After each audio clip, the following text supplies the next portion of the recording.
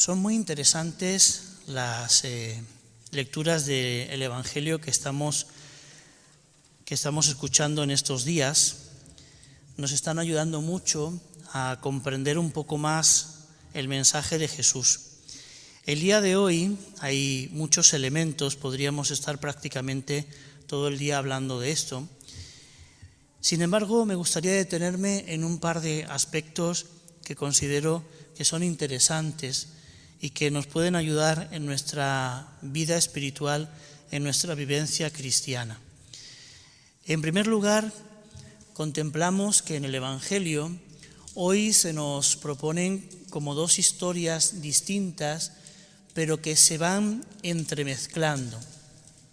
Dos historias, una, la del jefe de la sinagoga, llamado Jairo, y su hija, enferma, fallecida y de vuelta a la vida, y por otro lado la mujer que padecía hemorragias.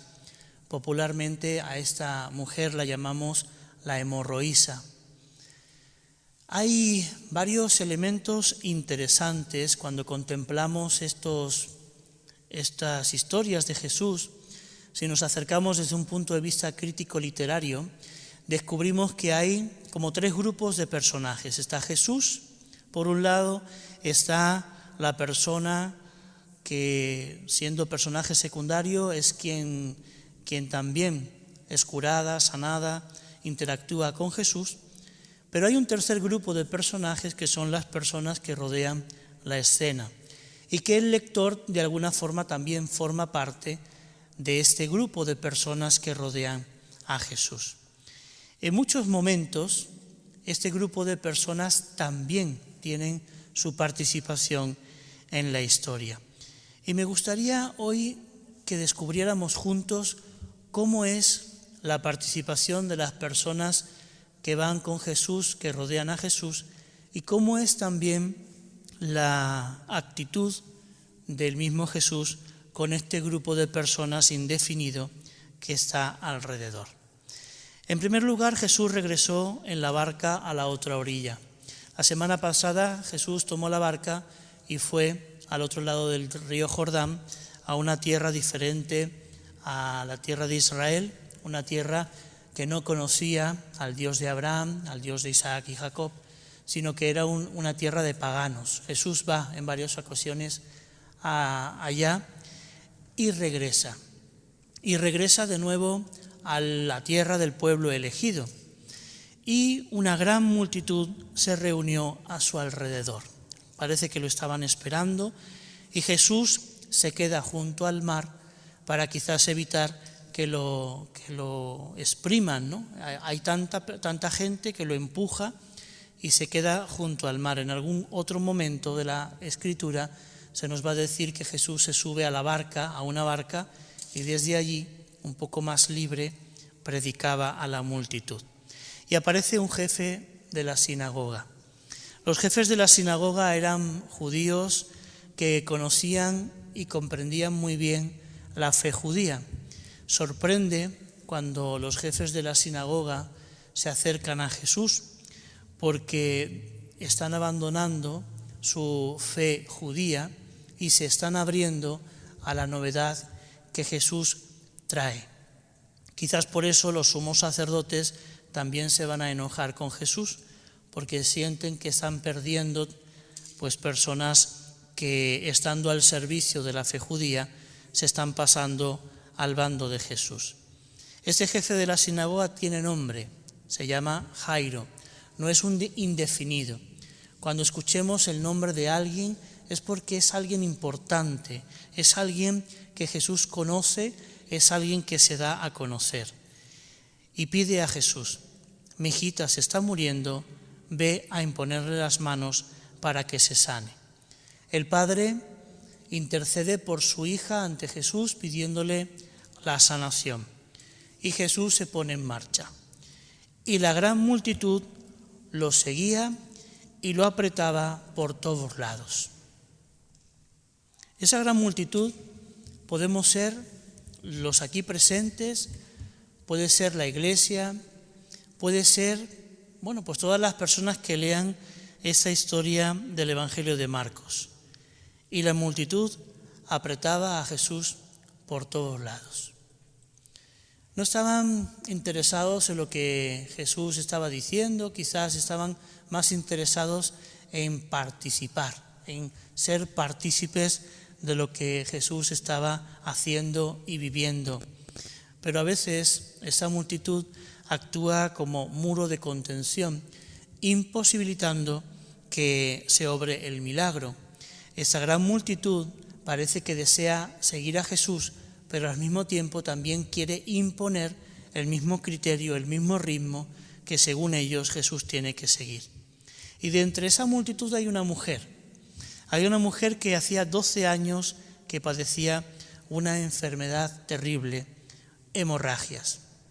El número 12 es un número interesante, es un número que nos habla no solamente de la cantidad de años que la mujer estuvo padeciendo esta enfermedad, sino que también simbólicamente significa que esa mujer estuvo enferma de alguna forma por el mismo pueblo al que pertenecía, las 12 tribus de Israel, simbolizadas también en los 12 discípulos. Parece que la mujer tiene esa enfermedad por las imposiciones que el mismo pueblo va imponiendo a la gente sencilla. Pero al mismo tiempo, tener una enfermedad relacionada con la sangre y con la sangre menstrual era algo que la hacía impura. Según la ley judía, expresada en el libro del Deuteronomio, esa mujer era absolutamente impura. Estaba imposibilitada de relacionarse con otras personas y, por supuesto, de asistir al templo y de rezar a Dios. Estaba fuera del pueblo, de la sociedad, pero también de la fe judía compartida en Israel. Y por eso ella sabe que si toca a alguien, esa impureza es traspasada por el contacto. Ella bien sabe, si logro tocar el filo del manto de Jesús, voy a quedar sanada. Quiere que se obre el milagro, pero no se quiere exponer. Tampoco quiere exponer a Jesús. Y toca el manto de Jesús y Jesús se da cuenta. Y rodeándose, recordemos que Jesús sigue en medio de la multitud, le pregunta a esa multitud, ¿quién tocó mi manto? Y los discípulos y la gente casi que ridiculizan esa pregunta. ¿Ves que la gente te aprieta y preguntas quién te ha tocado? Y la mujer, muy asustada y temblando, porque era consciente de que acababa de traspasar su impureza a este Mesías anunciado desde antiguo, era consciente que según los ritos y la ley judía podría haber hecho que Jesús no pudiera relacionarse con el mismo Dios y tampoco se pudiera obrar el milagro con la hija de Jairo. Tenía razones para sentirse asustada y para temblar. Y sin embargo Jesús la mira, reconoce que a través de su fe ha sido salvada y la envía en paz. Queda sanada de tu enfermedad. Y todavía estaba hablando cuando llegaron las personas de la casa del jefe de la sinagoga anunciando la muerte de la hija de Jairo. Pero Jesús insiste, pero ahora ya no permite que nadie lo acompañe. Jesús sale de la multitud, que lo está apretando, que lo está condicionando, que le está haciendo esclavo de los propios criterios humanos, y Jesús, no permitiendo que nadie lo acompañe, excepto Pedro, Santiago y Juan, llega a la casa de la sinagoga. Y allí hay personas que lloran y que gritan y que alborotan. Y Jesús anuncia, la niña no está muerta, y los expulsa. Y Jesús entra con el padre y con la madre de la niña fallecida y con los discípulos que son testigos, y se obra el milagro.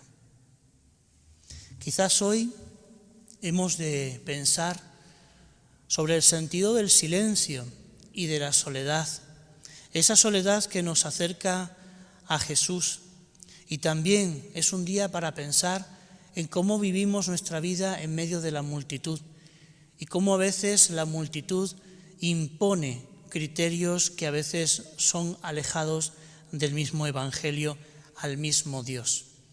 En este tiempo de pandemia en el que surgen tantas preguntas, quizás estamos clamando al cielo por una respuesta, una solución, pero que es la nuestra, la que nosotros queremos imponer a Dios, y Dios nos está dando quizás otras respuestas.